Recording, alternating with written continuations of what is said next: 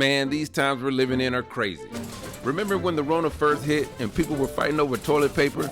Or in the house with nothing to do but hang out with friends online? Or watch another streaming show that you can't believe you're watching, but you're still watching? Then things erupted across the world after the police killing of George Floyd. Then states started opening their doors for business as if the Rona just disappeared. But guess what? The Rona is still here. This is what it looks like, and we're kind of going to show you how this thing works. Look at this woman in the grocery store. She ain't wearing a mask, and then this dude without a mask invades her body bubble, talking way too close. He has the Rona, and she's about to get it. It works kind of like this. The Rona usually slides in through the nose, mouth, or the eyes. It goes to the throat and lungs where there's a whole bunch of cells that line the walls of our respiratory system. This is where the Rona sets up shop, turning these cells into a virus factory. You see, healthy cells have machinery to reproduce themselves. But when the Rona comes through, it punks the cell into using this machine to make more viruses. It makes so many that it gets bloated and dies. When that cell dies, all those viruses are released into the body to repeat this savage process on other healthy cells.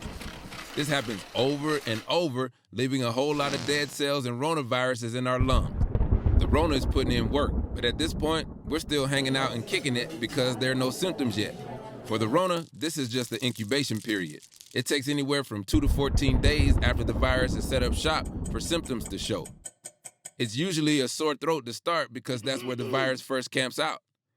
Now, by this time, your body may be recognizing that something ain't right and it starts to fight a little bit. Viruses don't like heat, so your body raises the temperature. That's your fever. The coughing and sneezing is your body trying to dislodge the virus and kick it out.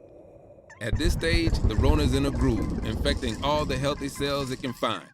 But as these cells are dying, they send a message to the immune system.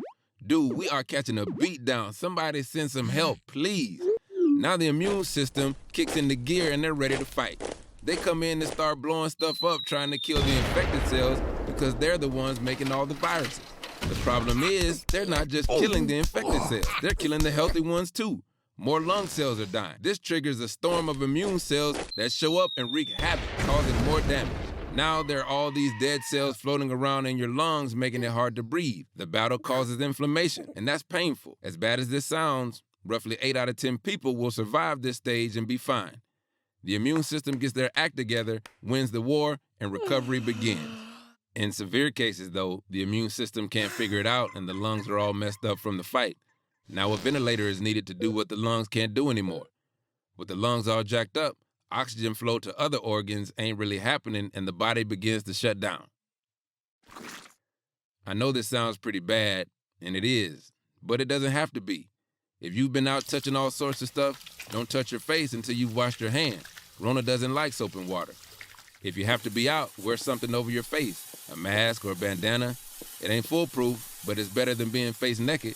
Ooh. If you're sick but don't know it, wearing a mask makes it harder for you to spread the Rona. If you're not sick and you're talking to someone who is, especially that someone who speaks with those strong C's, T's, and P's, your mask will help protect you from the Rona-filled spit droplets. Keep distance between you and other people with that 6-foot radius body bubble. And if you don't need groceries and it's not an emergency, stay your ass at home.